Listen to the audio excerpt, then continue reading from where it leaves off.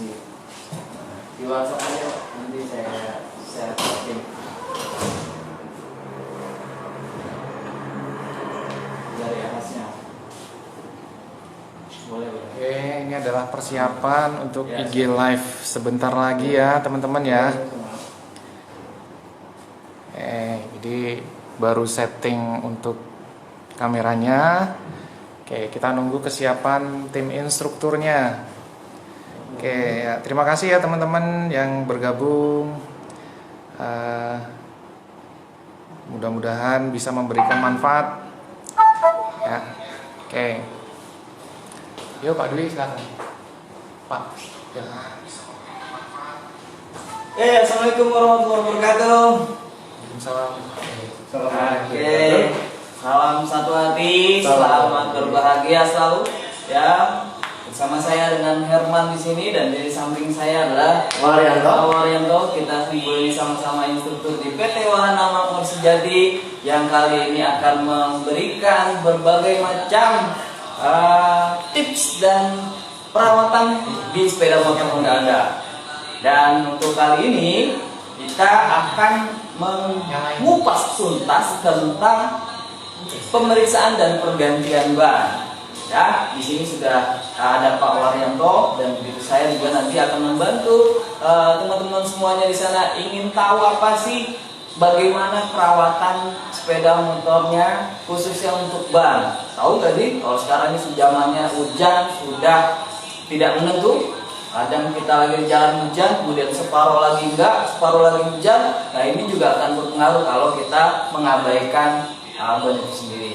Baik Pak Waryanto, Pak. Bagaimana Pak? Kabar sehat selalu? Alhamdulillah sehat selalu, walaupun di dalam masa pandemi ini kita selalu menjaga kesehatan. Luar biasa sekali.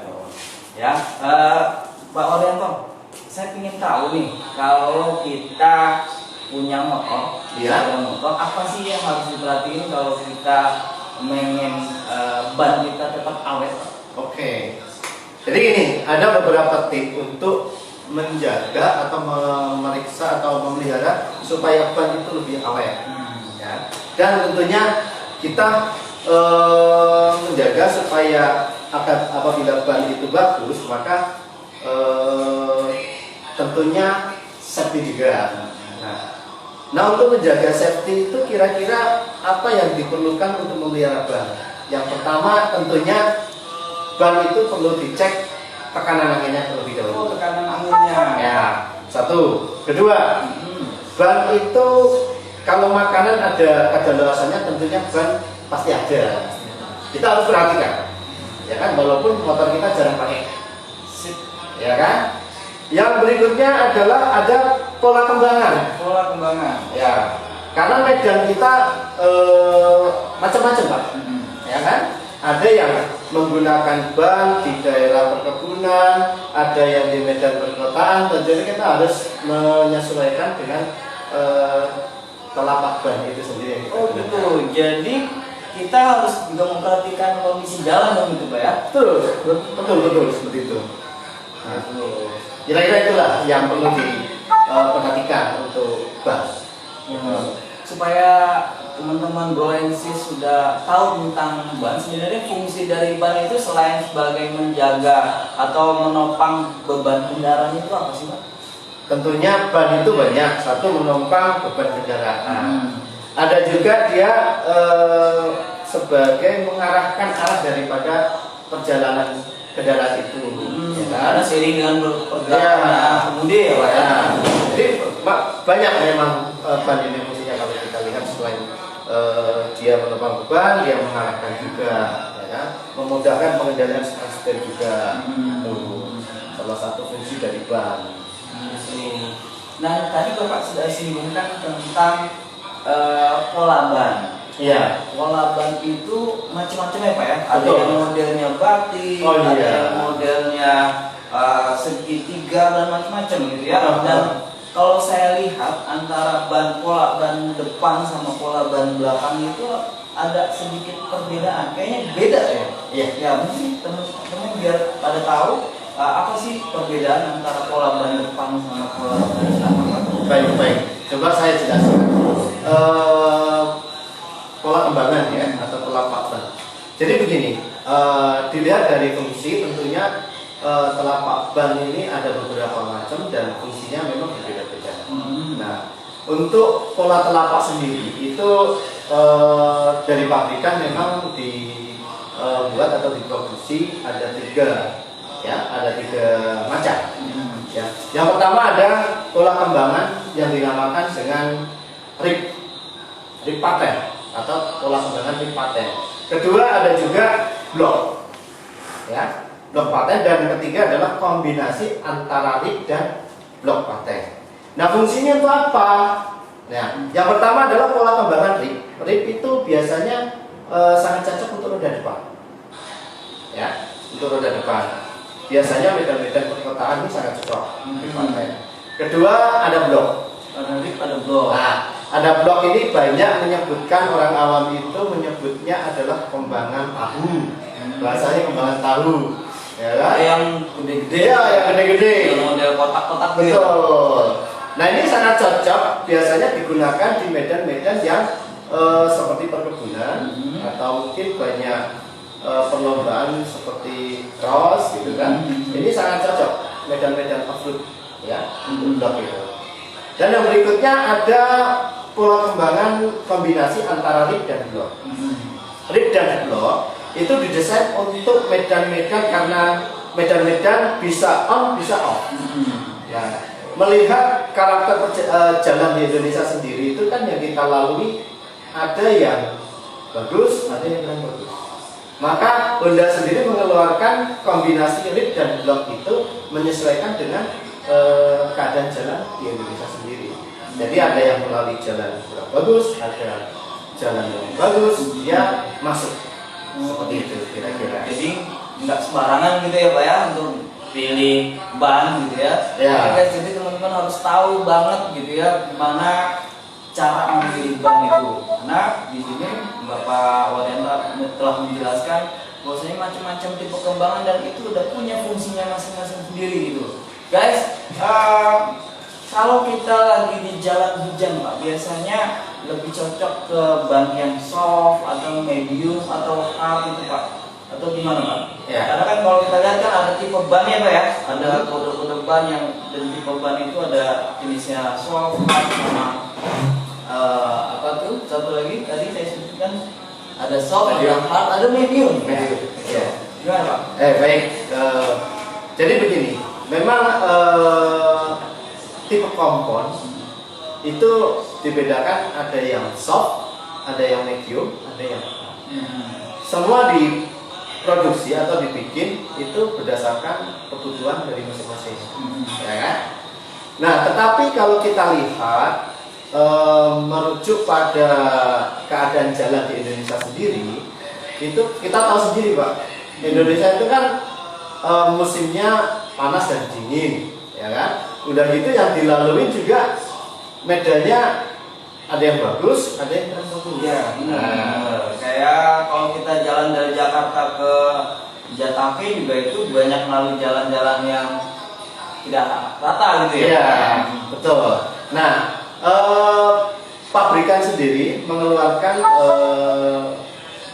tipe komponnya itu yang bisa untuk segala macam cuaca, bisa panas, bisa dingin. Wow. Makanya kita lihat dia menggunakan medium. Medium itu sudah masuk, panas, dingin pun masuk. Oh, jadi nggak perlu khawatirin guys. Jadi kalau teman-teman ragu, wah ini saya sebenarnya pakai motor yang tipenya khusus hujan atau tipenya khusus panas, nggak perlu ragu-ragu. Motor Honda sekarang ini ya sudah menyesuaikan tentang ban yang nanti teman-teman akan pakai gitu ya. Jadi Pak, jadi jenisnya sudah bisa lewat segala musim ya, musim panas maupun musim hujan. Oke guys, terkadang kalau orang sering khawatir ya Pak ya, kalau misalkan mau bannya halus, bannya sudah botak atau halus, terus dia juga tidak tahu apakah ini sebenarnya harus dilakukan pergantian atau tidak gitu ya Pak ya. Jadi kalau ingin melakukan pergantian sebaiknya kita harus memperhatikan tanah seperti apa Pak? Ya. Ban itu Pak. Baik Pak. Betul sekali ya.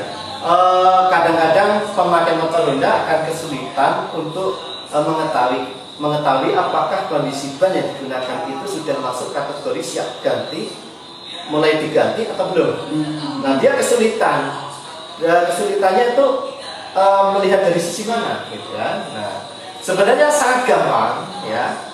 Di Honda sendiri atau di ban sendiri itu dia memberi tanda atau kode tertentu untuk mengetahui si pengguna bahwa ban itu apabila waktunya sudah diganti, cukup dia bisa melihat tanda-tanda tersebut. Nah, tanda-tanda tersebut apa aja? Kalau kita lihat di situ, yang pertama kita lihat itu ada tanda keseimbangan. Nah, tanda keseimbangan itu diasumsikan. Nah, kita lihat seperti di sini ya. Kita lihat. Biasanya tanda keseimbangan ada marker kuning di daerah sini. Nah, marker kuning ini ditunjukkan ya dekat dengan ventil karena diasumsikan yang di marker kuning ini adalah bagian ban yang paling ringan, ya, sehingga proses peletakannya harus tepat pada ventil. Oh, jadi kalau kita beli ban terkadang ada yang ditanda kuning ya, Pak? Betul. Oh, itu tanda buat Keseimbangan. Ya. Yang kedua, Pak, ada ring, ya. Ring ini menunjukkan bahwa apabila pemasangannya benar, dia ringnya harus rata. Oh, itu harus rata. Apabila dia tidak rata, benjol di salah satu sisi, maka ban itu akan terasa oleh. Gitu. Berarti kalau kita beli ban naruhnya di toko yang naruhnya sembarangan juga bisa oleh dong, Pak? Nah, itu dia. Jadi ban pun pada waktu proses penyimpanan itu harus benar. Tidak bisa sembarangan asal ditumpuk-tumpuk seperti itu, nggak bisa. Gitu guys. Ya. Jadi kalau misalkan mau beli ban langsung aja ke ahasnya karena di ahasnya itu taruh bannya aja sudah menurut standar pabrik, Pak. Betul. Ya. Nah, yang berikutnya ada juga arah panah. Biasanya arah panah ditunjukkan adalah fungsinya adalah rotasi ban. Kenapa Pak harus ada tanda panah? Karena rotasi ban ini sangat mempengaruhi fungsi daripada pola kembangan tersebut. Apabila dia terbalik, maka fungsi kembangan akan tidak berfungsi. Jadi ada tanda rotasi. Betul. Iya. Jadi kalau dia terbalik, berarti fungsi kembangan itu tidak bagus. Artinya kembangan itu kan fungsinya supaya tidak licin. Nah, itu adalah anak panah. Yang berikutnya ada juga tanda segitiga di ujung sini. Ya, tanda segitiga di ujung sini. Ini adalah treadwear indikator, ya. Jadi indikator keausan ban. Ya, biasanya orang-orang sulit ini kembangannya masih layak apa enggak? Coba dilihat dari indikatornya aja. Apabila segitiga itu sudah kemakan, artinya berarti dia memang sudah waktunya diganti. Atau kembangan itu sudah tidak layak lagi.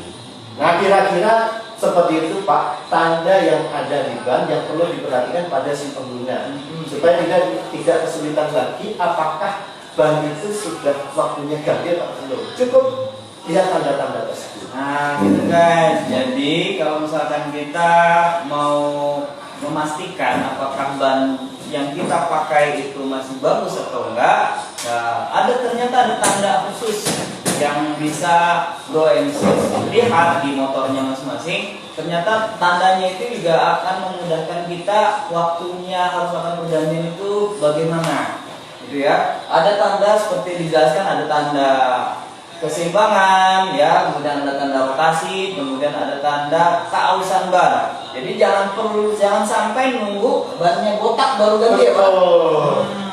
Kita lebih ke safety aja ya. Jadi lebih aman di jalan. Benar.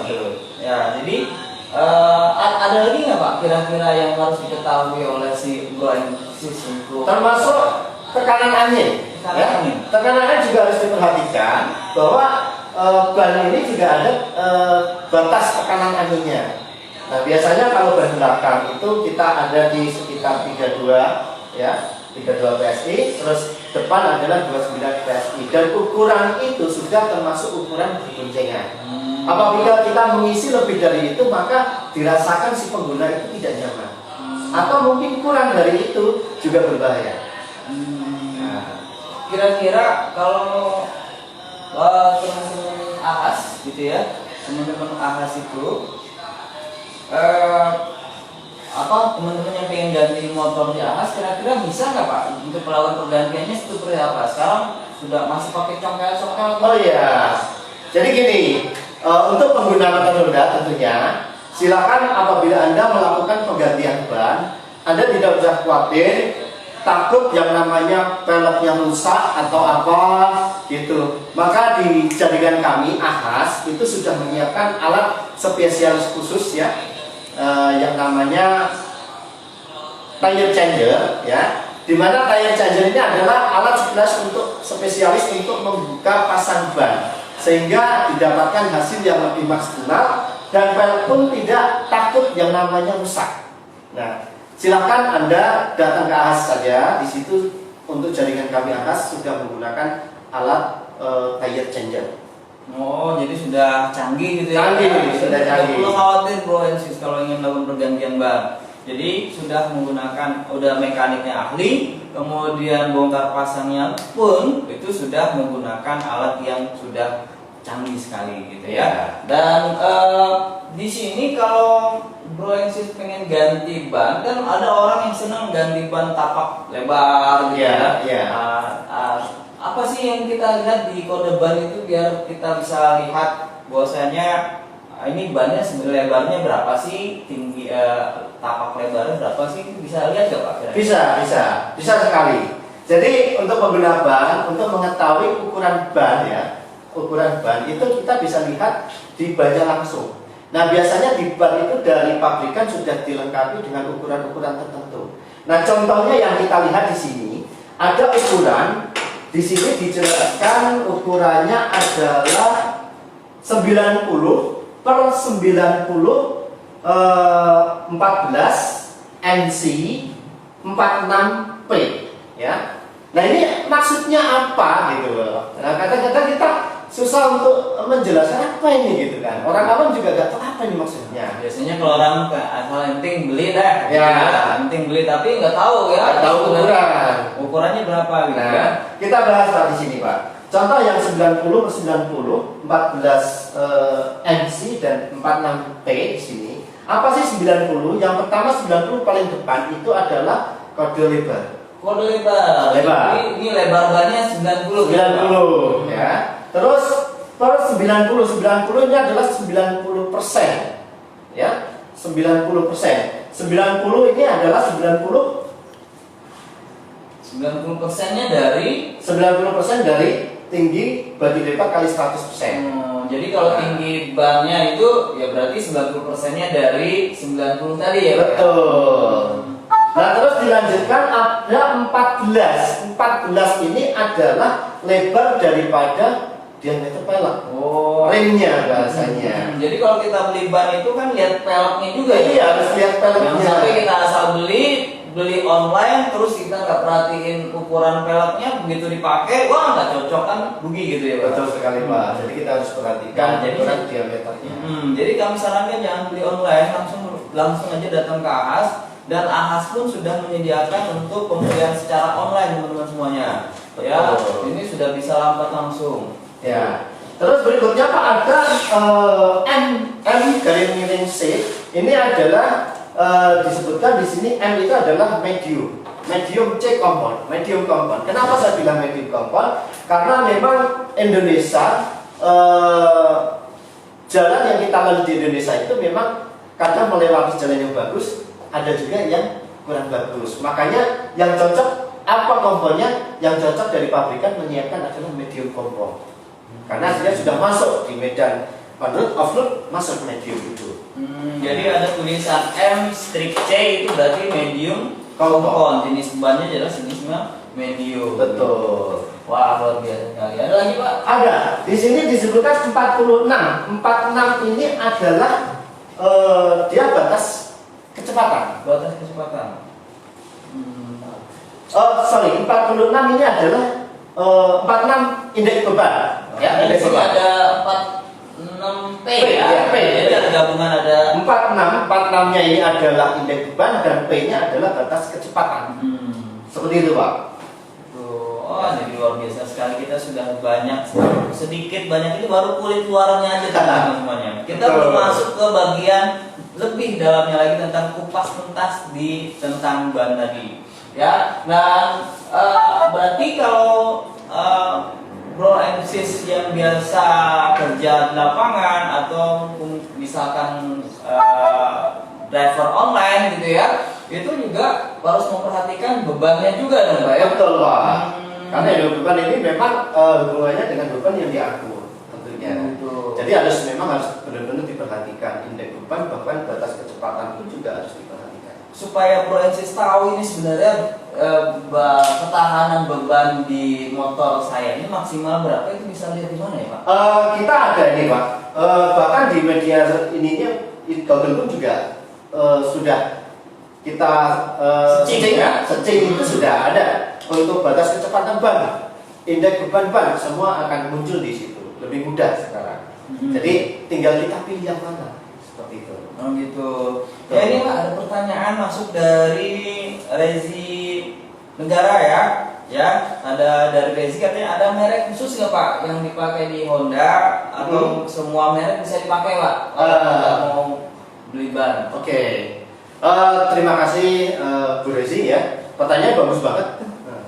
Nah untuk ban sendiri dari pabrikan Honda itu dia mengeluarkan jenis ban dengan merek tertentu ya. Ada yang menggunakan Federal, ada juga IRC seperti itu. Nah tentunya ban yang dikeluarkan ini sesuai speknya adalah sesuai motor tipe-tipe yang sudah dikeluarkan oleh Honda sendiri. Jadi sesuai dengan standar ya. Betul, standarnya seperti itu. Jadi nggak usah khawatir, itu pun juga mudah didapatkan di Ahas Bu Rezi. Jadi cukup datang ke Ahas, ban itu sudah tersedia. Dan udah pastinya sudah lewat uji tes dari Pasti. Honda motor ya. Sudah pasti itu Pak. Ya. Oke, gitu Pak. Khusus di ban itu Pak, kalau biasa kita orang menyimpan, biasanya kalau di toko-toko kan ada ban yang sudah kadaluarsa ya Pak ya. Betul. Dan kadaluarsa sebenarnya itu ada nggak sih Pak kalau di ban itu? Betul. Jadi gini Pak, seperti makanan saja ya. Makanan itu ada kadaluarsanya. Begitu juga rubber di ban, itu tentunya pasti ada masa kadaluarsanya. Cuman memang kadang-kadang orang awam banyak yang nggak tahu berapa lama ban ini layak pakai. Taunya cuma kembangannya bagus berarti oke. Nah kadaluarsa ini hubungannya dengan safety, keadaan di rubber itu sendiri. Ya, apakah dia masih layak atau sudah mengeras? Tentunya kalau dia sudah mengeras, maka hubungannya dengan safety ini akan berkurang. Licin. Ibaratnya orang ngomong ban mati. Ban mati. Ya, licin. Jadi safety-nya kurang. Gitu. Jadi untuk ban sendiri ini kadaluarsanya mau ban motor ataupun mobil ya. Itu masa kadaluarsanya adalah sekitar 6 tahun. 6 tahun dari apa? Dari masa produksi. Biasanya kalau orang beli ban, dibungkusnya itu ada bulan, minggu, tahun. Kita lihat dari situ sudah melewati 6 tahun atau belum. Kalau dia sudah melewati, diasumsikan sudah kadaluarsa Pak. Artinya rubber ban itu sudah mengeras dan untuk safety-nya sebenarnya kurang layak. Kira-kira seperti itu. Jadi jangan sembarangan beli ban, karena kalau ban yang sudah kadaluarsa itu juga berpengaruh terhadap safety-nya ya, keamanannya. Sangat sekali. Ini dari Alif Yunani Pak, apa boleh sepeda motor Honda dengan ban standar kompon diganti soft kompon Pak? Boleh, soft Pak? kompon. Oke. Terima kasih Pak Alif. Pak Alif, untuk kompon sepeda motor Honda itu memang dari pabrikan kita sudah menyediakan, pabrikan mengeluarkan adalah mediumnya. Tetapi untuk penggantian soft atau hard itu penggantian kompon tersebut tentunya adalah ada faktor-faktor penggunaan khusus, ya kan? Ada faktor-faktor penggunaan khusus. Contohnya Bapak menggunakan untuk balap, tentunya sangat diizinkan menggunakan soft atau hard, tergantung medan yang Bapak lalui. Ya seperti itu. Biasanya dari soft atau hard itu tentunya ya memang dari sisi harga mungkin agak wah, tentunya seperti itu. Ya, yang penting ukurannya pas, ya kan, safety-nya dapat, tidak masalah. Gitu ya Pak ya. Seperti itu. Oh pantesan, jadi kalau contoh aja kayak balap ya Pak ya. Betul. Balap itu kan ada punya pemilihan ban yang beda-beda ya. Iya. Dan mereka ada punya strategi, suhu panas, Betul. suhunya, kemudian kondisi jalan seperti apa. Jalan. Itu ada punya strategi untuk pemilihan ban. Betul sekali. Mungkin dari Pak War yang punya tips Pak kalau bagi teman-teman yang mungkin ada punya minat jadi pembalap resmi gitu ya. Iya. Untuk pemilihan ban itu seperti apa Pak? Nah, tentunya untuk ajang kencang-kencangan, tentunya ya tadi saya kembalikan medan yang kita lalui, apakah suhunya terlalu panas atau dingin. Sebenarnya pemilihan kompon itu disesuaikan suhu permukaan jalan, ya kan. Biasanya kalau dingin orang banyak milihnya yang lebih ke soft gitu kan, atau terlalu panas milihnya yang hard, bisa seperti itu. Nah, semua tergantung cuaca, ya. Untuk pemilihan mau soft hard kita sesuaikan dengan cuaca medan yang dilaluinya. Tentunya seperti itu Pak. Oke Pak, ini juga datang pertanyaan dari Mas Nur, ya. Apakah boleh memasang ban berlawanan arah dengan laju kendaraan Pak? Oke. Ya, jadi kalau kita lihat di sini ada tanda rotasi ya Pak. Betul. Rotasi. Nah, Ya. kalau kita salah masang, Oke. kita masang sendiri lah. Betul. Bisa, gitu. Tapi salah pasang, Iya. itu namanya apa Pak? Oke Pak, terima kasih Pak Nur, pertanyaannya cukup bagus. Ini walaupun ringan tapi ini sangat mengena. Kalau saya bilang pertanyaannya ini, karena banyak rata-rata orang melakukan kesalahan itu. Nah, apa efek atau pengaruhnya apabila penggunaan pemasangan kembangan ban atau tapaknya itu kebalik atau arah rotasinya kebalik? Nah, saya bicara arah rotasi lagi, bahwa arah rotasi itu dikasih tanda tujuannya supaya tidak terbalik. Kenapa? Karena arah rotasi itu adalah pada waktu permukaan basah, contohnya permukaan basah dilalui oleh motor tersebut, maka permukaan yang basah tergenang air itu maka dia akan kering, atau bahasanya nyiprat ke samping Pak. Nah, nyiprat ke samping terus ban itu akan mudah kering. Oh, mudah kering. Mudah kering. Nah, apabila pemasangan itu terbalik, maka fungsinya juga terbalik. Yang tadinya tujuannya mengeringin, malah dia malah menghisap gitu loh. Bahasanya seperti itu. Jadi ban itu pada waktu melalui jalan basah, kalau terbalik maka ban itu akan basah terus. Jadi artinya biar mecah gitu ya. Kalau Mecah, misalkan kita permukaannya kering, bannya juga cepat kering. Jadi kalau misalkan kita pakai motor yang memang arah pemasangannya benar, ketika ada air yang terbenam kita akan memecah air itu. Ya. Tapi kalau kita terbalik justru akan berbahaya. Berbahaya, justru mempertahankan ban itu basah terus seperti itu. Kira-kira yang terjadi seperti itu Pak kalau dia rotasinya terbalik. Ya. Oke Pak, kira-kira tekanan di angin depan kan 29, kemudian belakang 33. Terkadang kan kalau kita dalam keadaan mendesak, kita ketemu nggak bisa, misalkan kita kesulitan untuk cari ahas untuk melakukan ngisi angin. Kalau kita ngisi dengan di bengkel biasa, tapi dia nggak punya alat ukur itu, kalau ketinggian gimana Pak? Nah, akibatnya kalau tekanannya berlebih Pak. Ya, terima kasih. Jadi tentang isi angin daripada ban, sebenarnya sepele Pak, cuman angin saja. Tetapi apa dampak yang dirasakan pada waktu kita mengisi angin yang terlalu berlebihan dari standar isinya? Nah, tentunya yang dirasakan pasti pertama rasa tidak nyaman Pak. Rasa tidak nyaman. Kita kendarai tidak nyaman. Kedua apa? Getaran pasti tinggi. Seolah-olah kayak shock, hampir tidak fungsi. Itu yang dirasakan pada waktu kita asal ngisi aja. Nah, makanya kita mengisinya memang harus sesuai isi atau standar yang ditentukan. Kalau ban depan 29, belakangnya ya sekitar 32 sampai 33 cm. Dan itu menyesuaikan dengan beban maksimal orang juga gitu Pak. Nah, untuk isi tersebut itu sudah disesuaikan untuk berboncengan ataupun beban yang nanti akan diangkat. Beban maksimalnya itu, ini ada pertanyaan juga dari Saputra ID, beberapa Betul. beban maksimal yang boleh dibawa pengendara sepeda motor dengan ban standar. Ban standar, dia menggunakan ban standar.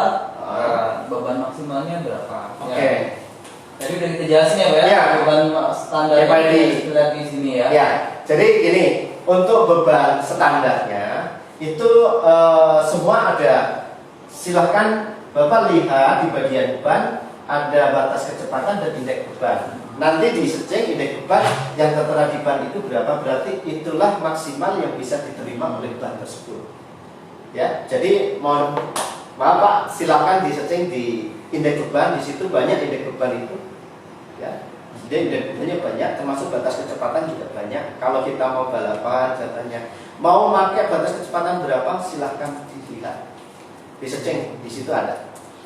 Kira-kira seperti itu Pak. Luar biasa sekali Pak War. Demikian untuk informasi untuk kupas tuntas pemasangan dan pergantian ban. Jangan lupa bro, Mas di Ahas kita ada punya banyak promo tentang penggantian ban. Di samping teman-teman bisa lakukan pergantian ban sesuai dengan standarnya, alat yang bagus menggunakan hidrolik ya Pak ya. Betul. Kemudian ada juga dengan ada punya varian harga hemat di Ahas dengan banyak promosinya. Kita tunggu teman-teman yang mau ganti ban, silahkan kunjungi ke Ahas terdekat. Dan salam satu hati, salam sejahtera.